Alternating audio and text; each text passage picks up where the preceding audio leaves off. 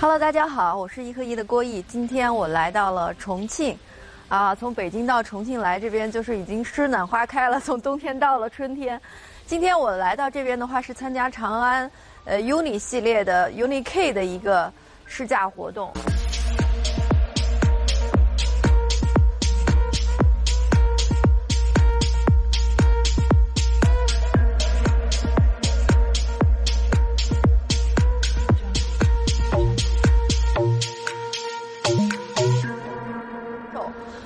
这款车的外观大家可以看到是 Uni 家族的一个家族式的设计，无界的这么一个中网，非常的有科技感，再加上它的这个格栅，它是一个不规则的一个形状，就是很有未来感。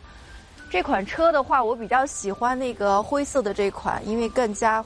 会有高级感。今年2021年的国际流行色就是灰色和金黄色嘛，那么这款 Uni K 我们可以看看它的这个侧面。来到侧面的话，我们可以看到这款车的腰线很高，因为它是一款中大型的 SUV， 会容易显得比较的臃肿，但是腰线高了之后的话，整个车的话就会看起来的话更有运动性。车尾的话我们看一下，车尾的话这边特别要介绍一下的话就是尾翼上方的这个装饰，我觉得它是很有科技感，就是像不像那个火箭推进器，或者是就是这种飞机尾翼的感觉是点一下火就会冲出去。车的外观的话，我觉得对于一款家用的 SUV 来讲的话，这个外观设计我觉得还是非常让人满意的。对，电动尾门的这个设置还是非常方便的，因为很多女生的身高并没有那么高，如果是没有电动尾门的话，我得这样去够，或者有的女生可能还得跳一下，夏天穿短裙的时候会很不方便。那么有了电动尾门的话，它的开关还是很方便的，包括钥匙上面也有一个自动开尾门的按键，会很方便。那我们进到车里边看一下。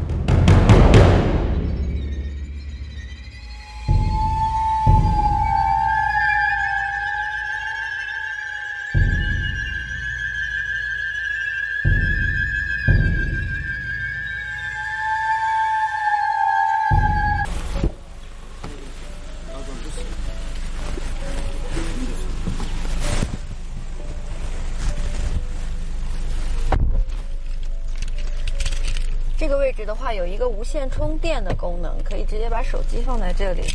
然后中控台下方的这个空间的话呢，就正好可以放下包包这些。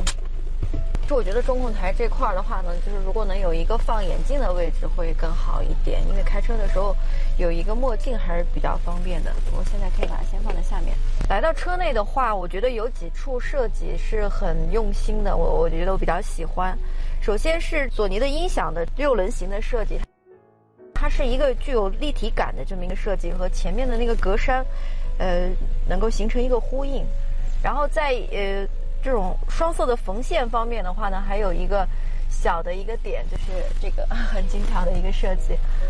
首先进来的话，大家可以看到4个屏。我们一般的话，很多车里面是双屏的，那这个4个屏的话，对于女生来讲可能会觉得上来有一点那个眼花缭乱的感觉。然后我们看一下这4个屏它的一个主要的功能。那么不常见的是这两侧的2个屏。那左边的话呢，可以是看到那个胎压监测当前的每个轮子的胎压值，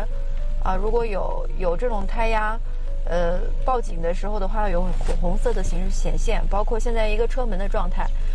右边的这块小屏的话呢，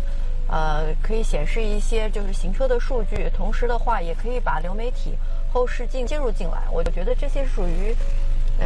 锦上添花的功能吧。当然因为多的屏会显得更有科技感一些。那么对于就是乘坐的一个感受的话，我觉得这个座椅还是非常惊艳的，因为大家可以看到，就说刚才我通过那个电子调节的方式，对座椅的这个角度可以多项的调节，腰部也能获得一个比较好的支撑。然后这个座椅坐在上面的话呢，就是说是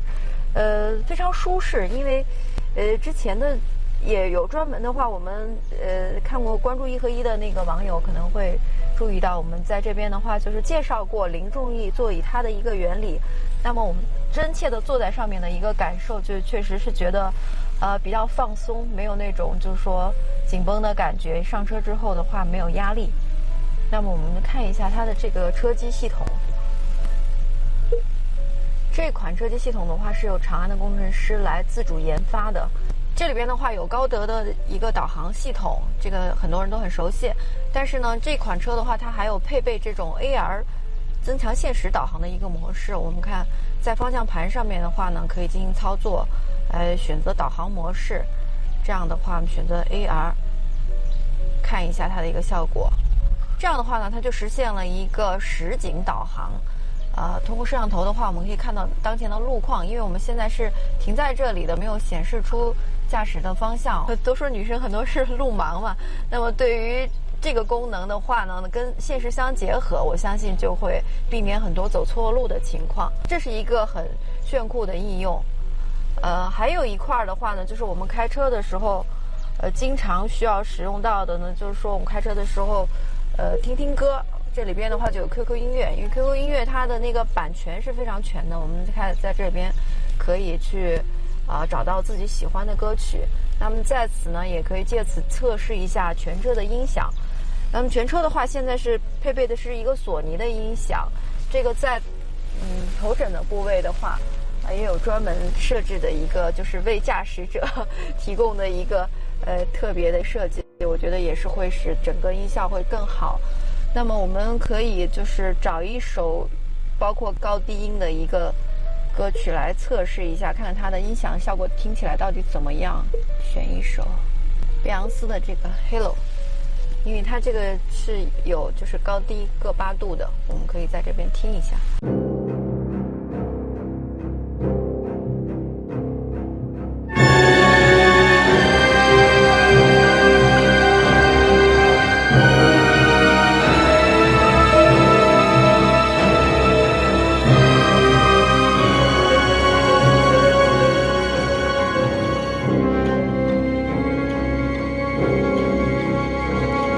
放了一段音乐，因为这边的话是有索尼代工放的14个扬声器，所以在车内的话，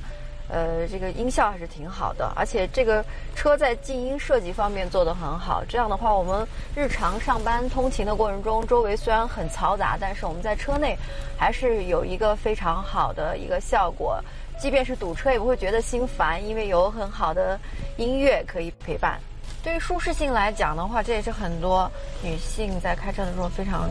要关注的一点。那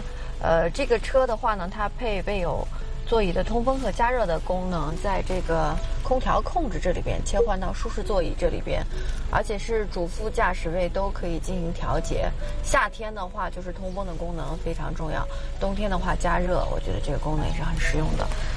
目前的话还暂时没有方向盘加热，但今天跟长安的工程师在聊的过程中，后续的版本有可能增加，因为我觉得这个对于北方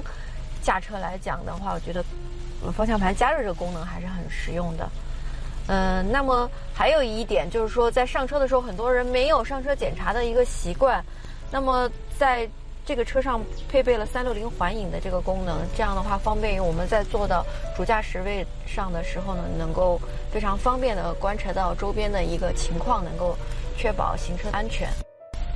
那么后排空间到底怎么样呢？作为一台中型的家用型的 SUV，在周末的时候全家人老少3代一起出行的时候呢，后排空间是不是充足，够大家坐起来非常舒适呢？我们去看一下。我现在坐到了后排座椅上，后排的空间怎么样呢？看一下我可以伸开腿，这个空间还真是非常的大。那么座椅的舒适性方面没有问题，但是我特别关心的其实是中间这个座椅的一个舒适度。为什么呢？其实一家出行的时候，大家要还原一下，就是爷爷奶奶、爸爸妈妈带着宝宝，其实这个位置是我最常坐的位置。如果周末出行的话，大家想为什么要坐这里？是吧？老公在开车，然后孩子安全座椅占掉了一个位置，然后爸爸妈妈坐在这边，那这个中间的位置就是一般是我出来的位置。所以我在坐这个位置的时候，长时间，有时候出去的话，长途旅行4-5个小时，那么中间的这个位置，如果说有一个很高的地台的话，脚是没有地方放的。但是在 UNI-K 的这个车里边，我们可以看到是一个后排纯平的地台，这样我的腿还可以伸开，而且还有一定的空间，就是可以这么做。同时的话呢，这个中间的位置相对比较宽，而且它还有配了一个头枕。那么对于坐在中间的人来讲的话呢，它依然是有一个相对来讲还可以的坐姿吧。当然没有这些座椅那么舒适，但是对比很多 SUV 中间的座椅就是一个摆设来讲的话呢，这款 UNI-K 它的中间的位置，还是比较令人满意的。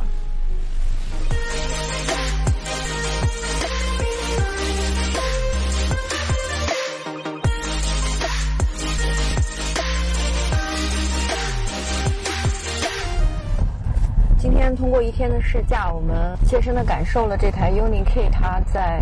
动力方面的表现。这台 UNI-K 的话，它配备的是蓝鲸第2代的 2.0T 的发动机，这款发动机的动力还是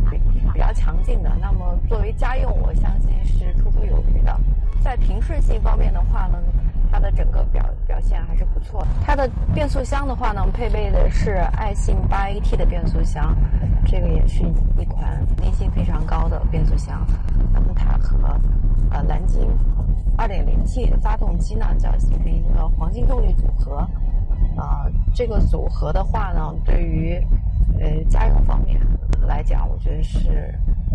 没有问题的。这辆长安 UNI-K 它的方向盘是很小的，而且配备电子转向。那么对于我们这些手很小的女生来讲，在转弯的过程中是非常轻松的，它的转向的手感也很顺滑。我们在铁山坪驾驶的过程中有很多山路，它转弯的弯很急，那么在山路转弯的过程中的话，这个车它的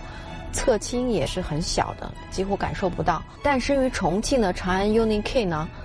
它在出厂的那一刻就要面临来自于山城的考验，不管是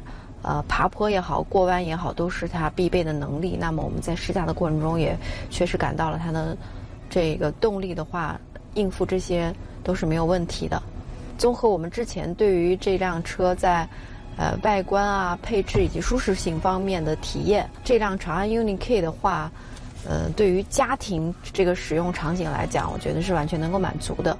那么如果有预算在15万到20万的消费者的话，不妨可以去店里亲自试驾一下，因为马上这辆车就要正式上市了，现在店里边都有试驾车可以感受一下，或许会给你带来一些惊喜。欢迎大家收看本期的一和一评测，我是郭毅，下期再见。